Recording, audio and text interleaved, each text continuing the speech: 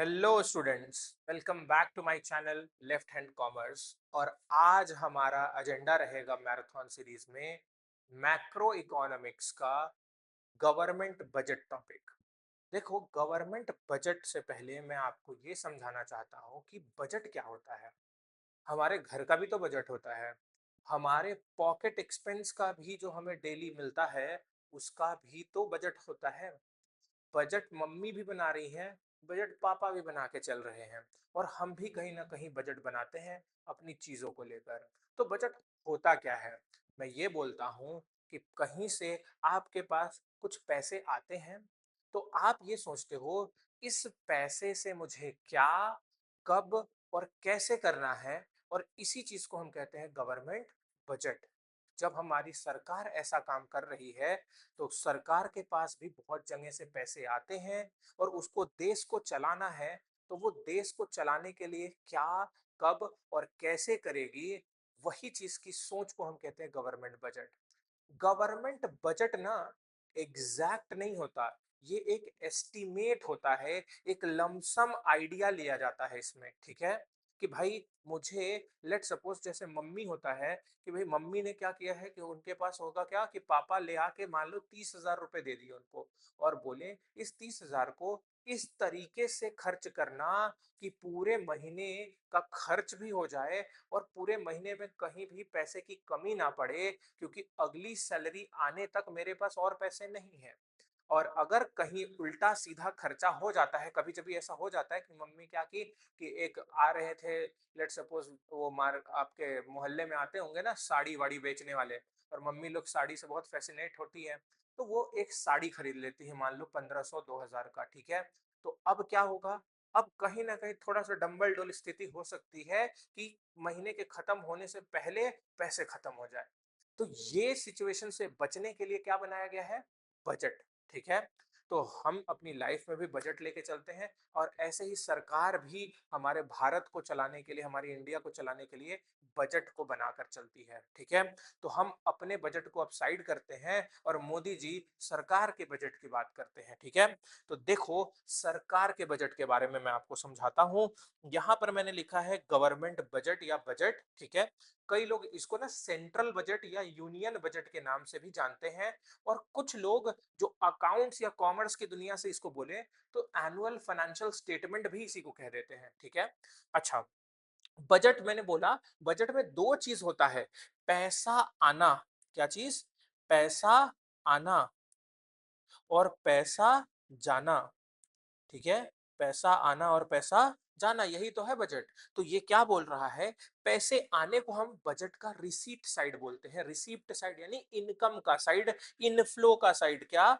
Inflow का। ठीक है, कैश इनफ्लो। क्या? कैश का इनफ्लो, जहां से पैसा आएगा। और एक्सपेंडिचर का मतलब हमारा पैसा जाएगा, यानी आउटफ्लो होगा। कैश का क्या होगा यहाँ पर? आउटफ्लो होगा, एक्सपेंडिचर होगा। तो दो मेजर साइड, क्या? एक रिसीट साइड पैसा आने का, एक पैसा जाने का। ठीक है, अब देखो पैसा आने और जाने के लिए ध्यान से समझना। देखो यहाँ पर चार टॉपिक्स लिखे हैं कि पैसे कैसे कैसे आ सकते हैं, कैसे कैसे जा सकते हैं। मैं पहले पैसे कैसे जाते हैं समझाता हूँ, सुनना। एक दिया है यहाँ पे कैपिटल एक्सपेंडिचर, यानी ऐसा कोई खर्चा जिसके करते ही मेरा या तो एसेट बढ़ जाए या मेरी लाइबिलिटी घट जाए। अभी समझाऊंगा क्यों ऐसा होता है। ठीक है, ऐसा खर्चा मतलब पैसा जाते ही जेब से, या तो मेरे पास एसेट आ जाए, एसेट मेरा बढ़ जाए, या मेरी लाइबिलिटी घट जाए, तो उसको कहते हैं कैपिटल एक्सपेंडिचर। और इसी का उल्टा होता है कैपिटल रिसीट। इसमें क्या, पैसा आते ही मेरा एसेट घट जाता है और लाइबिलिटी या तो बढ़ जाता है, या तो एसेट घट जाएगा या लाइबिलिटी बढ़ जाएगा। लेकिन अगर मैं ये बोलूं कि ना ही एसेट बढ़े ना ही लाइबिलिटी घटे, फिर भी मेरे जेब में पैसे, मतलब मेरे जेब से पैसे चले जाएं, तो उसको कहेंगे रेवेन्यू एक्सपेंडिचर। और इसी तरीके से मेरे एसेट्स ना घटे ना मेरी लायबिलिटी बढ़े और मेरे जेब में पैसे आ जाएं, तो उसको कहेंगे रेवेन्यू रिसीट। ठीक है, अब देखो कैसे। देखो मोदी जी का सोचो, मोदी जी को। ठीक है, मोदी जी के पास पैसे जेब में आए, लेकिन उनके ऊपर कोई लायबिलिटी नहीं आई या उनका कोई एसेट गया भी नहीं। यूजुअली पैसा कैसे आएगा? जब मैं कुछ चीज बेचूं, यानी मेरा एसेट घटे, या मैं किसी से उधार लूं, तभी तो पैसा आएगा। तो ये क्या बोल रहा है, ना उन्होंने उधार लिया, ना ही उन्होंने अपनी कोई चीज बेची, लेकिन जेब भर गया। अब जेब कैसे भर सकता है? लूट कर ही, एक तरीके से लूट कर नहीं बोलूंगा, थोड़ा सा समझाने के लिए मैं आपको बोल रहा हूँ कि भैया, सरकार हमसे टैक्स वसूलती है, हमारे पापा मम्मी से वसूल रही है, जो जो कमा रहा है उससे तो वसूल रही है, जो खर्चा करने जा रहा है उससे भी वसूल रही है। यानी हमारे पापा पहले इनकम पे टैक्स देते हैं और हम पापा की जेब से 100 का नोट लेके निकल जाते हैं मैगी खाने, मैगी पे हम फिर जीएसटी दे देते हैं। तो मतलब पैसा कमाने पर तो है ही, खर्च करने पे भी ले जा रहे हैं। मतलब मोदी जी दबा के पैसा टैक्स के नाम पे लेके जा रहे हैं, निर्मला ताई को बैठाए हुए हैं, ठीक है, वसूलने के लिए, वसूली भाई हैं वो, ठीक है। तो वही चीज के लिए ये बोल रहा है, इसमें क्या हुआ, पैसा उनके पास आया, लेकिन क्या बताओ, जब टैक्स का पैसा आपसे लिया गया, तो क्या उन्होंने उधार लिया आपसे, वो वापस करेंगे क्या वो टैक्स का पैसा आपको? नहीं। यानी पैसा जेब भरा दिया, पैसा जेब में आ गया, लेकिन उनके ऊपर कोई लायबिलिटी भी नहीं आई, और उनका टैक्स के बदले वो थोड़ी कुछ को आपको अपना प्रॉपर्टी देते हैं तब जाके आप टैक्स देते हो। ना उन्होंने एसेट दिया, ना उन्होंने लायबिलिटी उठाई, पैसा बटोर लिया। तो उसको कहते हैं क्या, हमारे रेवेन्यू रिसीट। ये तो एक एग्जांपल दिया। दूसरा एग्जांपल समझते हैं कैपिटल रिसीट का। जैसे मैंने यहाँ पे डेफिनेशन लिखा है, या तो एसेट जाएगा या लायबिलिटी बढ़ जाएगा। यानी मोदी जी को जब पैसे की जरूरत होती है, तो वो डायरेक्ट नहीं आते, थोड़ा शर्माते हैं, अच्छे इंसान है तो थोड़ा ज्यादा शर्मा जाते हैं कभी कभी, तो वो प्यार से आरबीआई के पास जाते हैं और आरबीआई को बोलते हैं, देखो मेरे बिहाफ पे ना ट्रेजरी बिल बेच दो, मेरे बिहाफ पे ना नेशनल सेविंग सर्टिफिकेट बेच दो, और पब्लिक से पैसा ले आकर मुझे दे दो। ठीक है, इसको कहते हैं ओपन मार्केट ऑपरेशन। जब बैंकिंग चैप्टर जब समझाऊंगा ना, बहुत अच्छे से समझाऊंगा उसको। तो मोदी जी को जब पैसे की जरूरत होती है, तो वो क्या कर सकते हैं, इस तरीके से लोन के फॉर्म में भी पैसा ले सकते हैं। वो आईएमएफ के पास, वर्ल्ड बैंक के पास, आरबीआई के पास जाकर लोन ले सकते हैं। वो एसबीआई और हमारे पास नहीं आएंगे, छोटा मोटा लोन थोड़ी लेंगे। आप जान रहे हो ना, उनका लोन 150 का नहीं होता, 150 करोड़ का होता है, ठीक है। तो उसके लिए वो लोन लेंगे, तो लोन लेंगे, पैसा तो आया, लेकिन लाइबिलिटी बढ़ी। अच्छा, दूसरी बात, मान लो वो लाइबिलिटी नहीं लेना चाहते, तो वो क्या कर सकते हैं, अपने पीएसयू को बेच सकते हैं। मतलब जो गवर्नमेंट के कंपनीज हैं, गवर्नमेंट के बिजनेस हैं, वो पब्लिक सेक्टर अंडरटेकिंग को बेच दें, प्राइवेट को बेच दें, तो पैसा तो आएगा। तो वो जब किए तो पैसा तो आया, लेकिन एसेट उनका घटा ना कहीं कहीं। तो वो चीज को हम किसके अंदर मिलेंगे, कैपिटल रिसीट के अंदर में। इतना बात समझ में आया? ठीक है, ये तो रिसीट साइड मैंने समझाया, अभी मैं और डिटेल करूंगा, मत चिंता करो, ठीक है।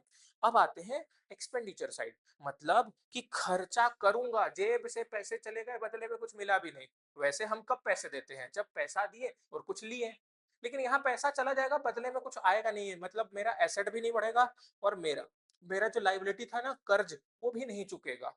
ठीक है, जैसे कि एक एग्जांपल देता हूँ, जब बाढ़ वगैरह आती है, तो वहां के विक्टिम्स को, पीड़ितों को फंड, रिलीफ फंड जाता है। जैसे नेपाल में हुआ था, तो पीएम रिलीफ फंड हम लोगों ने भी बहुत कंट्रीब्यूट किया। मोदी जी जब वो डोनेट करते हैं, वो पैसा रिलीफ फंड को, चैरिटी को दे देते हैं इस तरीके से, तो क्या वो, उनका लाइबिलिटी इससे घटता है क्या? या पैसा देने के बदले उनको कोई एसेट मिलता है क्या? नहीं, लेकिन पैसा तो चला जाता है। ठीक। तो ये चीज हुआ हमारा किस चीज में, रेवेन्यू नेचर का खर्चा। अच्छा, कैपिटल नेचर का खर्चा कैसे होगा, कैपिटल एक्सपेंडिचर। देखो, मोदी जी को मेट्रो, मोदी जी को रोड, मोदी जी को स्टैचू बनवाना होगा, खर्चा जाएगा। लेकिन ये तीनों में देखो बदले में क्या आ रहा है, एसेट। वो जो रोड है, वसूलेंगे ना टोल एकदम दबा के, तो वो किसके एसेट है, गवर्नमेंट का ही तो एसेट है। तो यही चीज ये बोल रहा है, जब भी पैसा दें और बदले में एसेट आ जाए, ठीक है, तो वो कैपिटल एक्सपेंडिचर है। या मेरी लाइबिलिटी घट जाए, जैसे Modi ji IMF, world bank से पैसा लिए थे और उसको चुका दिए, तो भैया पैसा तो चला गया, लेकिन उनकी लाइबिलिटी साथ में घटी भी तो वही चीज को यहाँ पर बोला गया है कैपिटल एक्सपेंडिचर। इतनी बात हो सके तो ग्लिम्स में मैंने शॉर्ट में समझाया।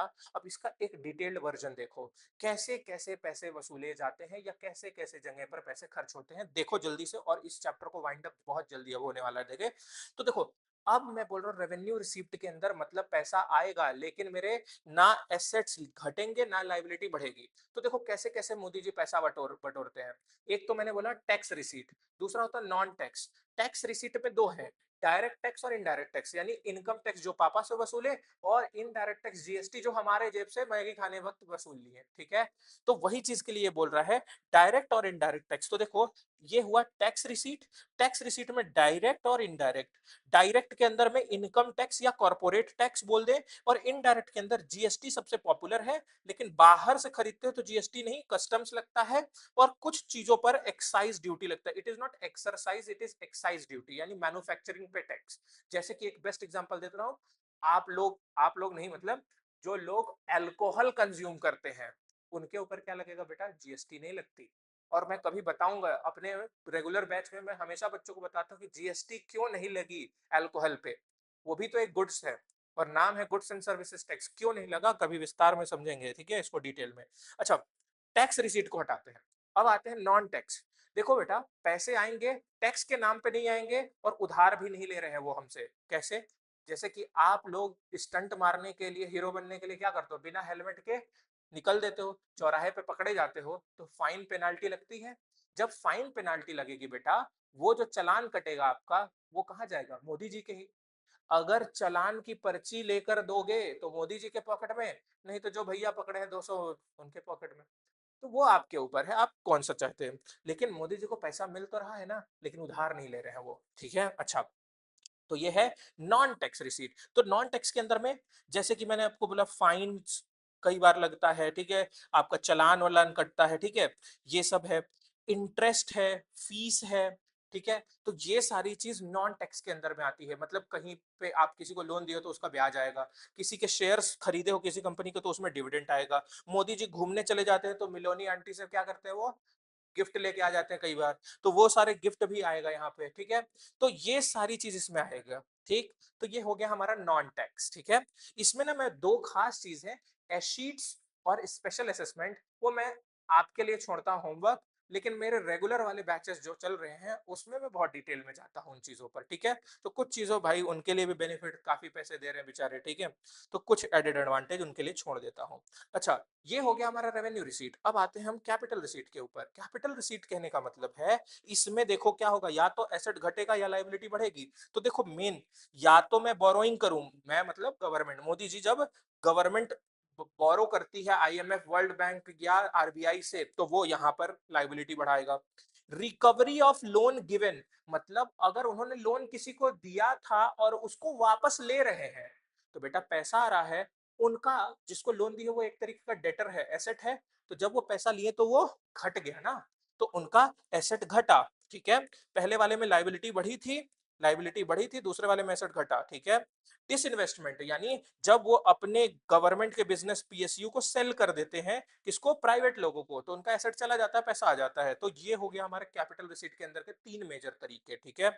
अब आता है रेवेन्यू एक्सपेंडिचर, जैसे कि मिलोनी आंटी को कभी गिफ्ट देना पड़ जाए तो वो गिफ्ट उसके अंदर आएगा, ठीक है। ग्रांट्स वगैरह देने पड़ जाए, कई सारे बिजनेस को हम ग्रांट्स देते हैं ताकि वो स्टार्टअप वगैरह को प्रमोट कर सकें, ठीक है। बदले में थोड़ी कुछ स्टार्टअप हमको थोड़ी शेयर दे देगा गवर्नमेंट को, सैलरी वगैरह एम्प्लॉय को, गवर्नमेंट एम्प्लॉय आप जान ही रहे हो कितना सैलरी उठा रहे हैं, ठीक है। कई जगह पर लोन लिया है तो उसका ब्याज, बेटा इंटरेस्ट यहाँ आता है, याद रखना, लोन का प्रिंसिपल अमाउंट यहाँ नहीं आएगा, वो जाएगा कैपिटल एक्सपेंडिचर और कैपिटल रिसीट से जुड़ा, ठीक है। लेकिन इंटरेस्ट उसका लेना और देना वो रेवेन्यू नेचर का होता है, ठीक है। अच्छा, सब्सिडी, भाई सब्सिडी कई चीजों में छूट मिलती है, टैक्स की छूट, ऐसे समझो टैक्स में डिस्काउंट को सब्सिडी कहते हैं, ठीक है। तो उसके भी बदले वो कुछ उनको मिलता नहीं है, ठीक है। पेंशन वगैरह दे रहे हैं टेंशन हटाने के लिए, तो वो सारा जो पेंशन है वो भी रेवेन्यू नेचर का है। हम लोग ना, और चीज मैं यहाँ लिख देता हूँ, जैसे आप थोड़ा गलती से अच्छा पढ़ लिए तो आपको मिलती है स्कॉलरशिप, भाई स्कॉलरशिप के बदले आपसे आपकी डिग्री थोड़ी मांग लेते हैं मोदी जी, ठीक है। तो वही यही बोल रहे हैं कि स्कॉलरशिप वगैरह भी किसके अंदर में आएगा, रेवेन्यू एक्सपेंडिचर के अंदर में। इतना बात समझ में आया। अच्छा, अब लास्ट वाला हमारा टॉपिक यहाँ पर देखो इस चीज का, कैपिटल एक्सपेंडिचर। कैपिटल एक्सपेंडिचर के अंदर में क्या आ जाएगा, जैसे लोन दिया, अगर लोन दे रहे हैं तो किसके अंदर में आएगा, लोन गिवन किसके अंदर में आना चाहिए, जब मैं किसी को लोन दे रहा हूं तो मेरा एसेट एक तरीके से इंप्रूव हो रहा है, बढ़ रहा है, ठीक है। उसके बाद यानी डेटर बन रहे हैं, ठीक है, एसेट बढ़ रहा है। इसी तरीके से लोन का रिपेमेंट, जब मैंने किसी से लोन लिया था उसको चुकाया तो मेरा लाइबिलिटी घट रहा है, वो भी यहाँ आएगा। और डिस इन्वेस्टमेंट का उल्टा इन्वेस्टमेंट, यानी जब रोड ब्रिज ये सब डेवलपमेंट कर रहे हैं तो ये सारी चीज में जो खर्चा जा रहा है उसके बदले एसेट बढ़ रहे हैं हमारी कंट्री के, हमारे गवर्नमेंट के, तो वो सब आएगा हमारा कैपिटल एक्सपेंडिचर में बच्चे, ठीक है। तो मेजर मेजर जहां से एग्जाम में आता है ना बच्चे, वो मैंने कवर कर दिया। कई बार ना इसको पढ़ाने का यानी क्वेश्चन पूछने का एक तरीका होता है, सुनना। मैंने बोला बजट को रिसीट और एक्सपेंडिचर के साथ बांट सकते हैं। कई बार लोग क्या कहते हैं कि दो नेचर ऑफ बजट होता है, यानी कैपिटल नेचर का बजट और रेवेन्यू नेचर। अगर कैपिटल और रेवेन्यू नेचर आए बेटा तो ऐसे समझो, कैपिटल नेचर आए बजट का तो कैपिटल रिसीट और कैपिटल एक्सपेंडिचर को समझाना, और रेवेन्यू बजट आए तो रेवेन्यू रिसीट और रेवेन्यू एक्सपेंडिचर को समझाना, ठीक है। तो यही चीज है अल्टीमेटली। अब लास्ट का क्रक्स करते हैं और चैप्टर को वाइंड अप करते हैं, ध्यान से सुनना, ठीक है। इसके अंदर में खास बात सुनो, बजट का बैलेंस कैसा कैसा हो सकता है, सुनना। बजट का अगर मैं बैलेंस की बात करूं बेटा, तो बजट का बैलेंस पॉजिटिव हो सकता है, जीरो हो सकता है, नेगेटिव हो सकता है। कब? जब मेरा रिसीट एक्सपेंडिचर से ज्यादा होगा तो पॉजिटिव होगा, मतलब जेब में आया ज्यादा और कमाई हुई, सॉरी खर्चा हुआ कम तो पॉजिटिव बचा।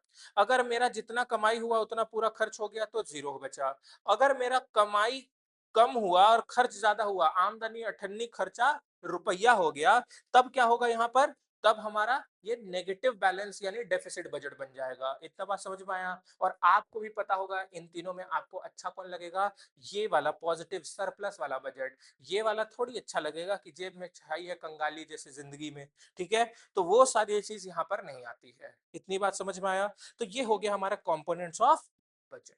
इतना बात समझ में आया? और कंपोनेंट्स के साथ मैंने ये सारे तीनों बैलेंसेस बताए, या इसको कई बार लोग टाइप्स बोल देते, बट लॉजिकली ये टाइप्स नहीं है, ये बैलेंस है, ठीक है। बजट के बैलेंस, सरप्लस नेचर का भी हो सकता है बैलेंस, डेफिसिट नेचर का हो सकता है बैलेंस, या बैलेंस्ड या जीरो लेवल का हो सकता है बैलेंस, ठीक है। इतनी बात समझ में आ गई? ठीक है। एक चीज जो मैं इस टॉपिक से छोड़ रहा हूँ, एग्जाम में लिस्ट आता है, इस वजह से छोड़ रहा हूँ उस चीज को, दैट इज कि ये जो डेफिसिट या डिसइक्विलिब्रियम होता है बजट का, वो कितने टाइप का होता है और उसके क्या इम्प्लीकेशन है। चलो मैं टाइप को थोड़ा सा आपको बता देता हूं, ठीक है। लेकिन इम्प्लीकेशन का पार्ट आपको खुद से करना है, क्योंकि रिवीजन वीडियो में हर चीज को मैं कवर नहीं कर सकता। यहां पर मैंने देखो आपको सारा बता दिया, बैलेंस डेफिसिट ये सब, ठीक है।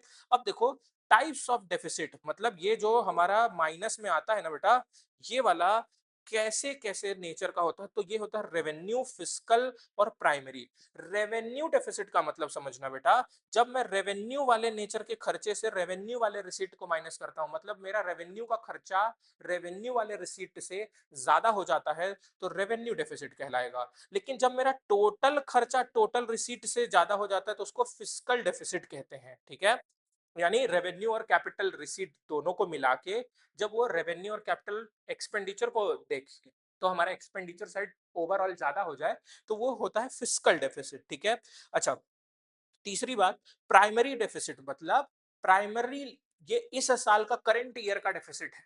तो इसमें मैं क्या करूंगा, जो मेरा फिस्कल डेफिसिट आता है ना बेटा, वो तो टोटल टोटल में रहता है। तो प्रीवियस ईयर का जो पिछले सालों का आउटस्टैंडिंग अमाउंट है, इंटरेस्ट है, उसको यहां से हटा दो, तो प्राइमरली इस करंट ईयर का चीज निकल कर आ जाता है, ठीक है।